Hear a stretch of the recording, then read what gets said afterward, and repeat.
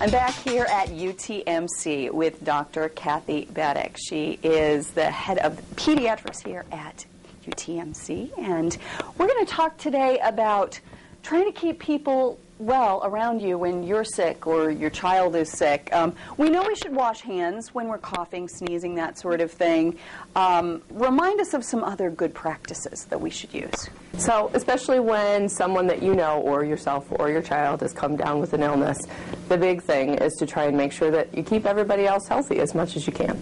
So being able to look around the house, number one, make sure you don't share cups with other people, share other utensils, make sure that you're washing, use Clorox or some other disinfectant to be able to look at door handles and Chucking the regular bleach or those wipes? Or the wipes work really well. Those are fine. Easy thing to be able to use. Go ahead and go around the house and do the door handles. People frequent touching, and faucets probably the other big place that you can spread germs without always really thinking about it. Yes. So those are some easy things that you can do. Okay. So work on surfaces, that sort of thing. Okay, what about cloth objects? Do we need to do anything different with laundry or towels or that sort of thing when somebody in the house is sick? Well, and probably the big thing especially is one of the most common issues that we run against is when someone has a cough, which is very common right now in this season, is that they don't always use a proper technique to be able to stop the stuff from coming out when they're coughing. And so most people do this when they sneeze or cough.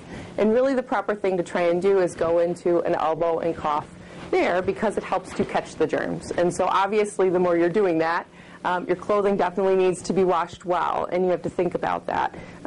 Wash in, hot water as much as you can, and that's also protecting babies. If you're holding babies and you've coughed or sneezed on your sleeve, you want to think about that. Might want to try and change clothes more frequently throughout the day. I was thinking about hand towels too, and like in the kitchen or a bathroom where multiple people might be using the same towel to dry their hands on. And probably as much as you possibly can, using disposable towels probably in that instance is an excellent idea to try to reduce the issue with cross-contamination. Any particular recommendations for types of soap we should use for our hands, or washing technique that works the best? The type of soap is not necessarily as specific. Probably if you're going to be washing your hands more frequently, you want to try to do something that won't dry your hands as much.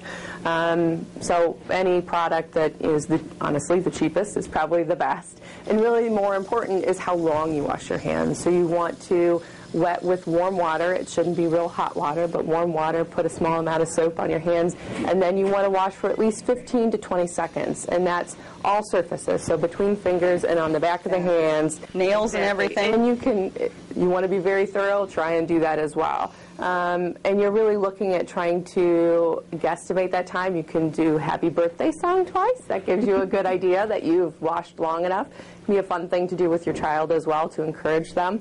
But definitely working on that technique will be a very helpful thing. A good lesson for a lot of adults there. There's a lot of bad hand washing out there in the world. And make sure you wash your hands before you eat. Very good. Huge important thing to do. All right. Thank you, You're Dr. welcome. Cathi Badik, here at UTMC, and that is tonight's Talk Back.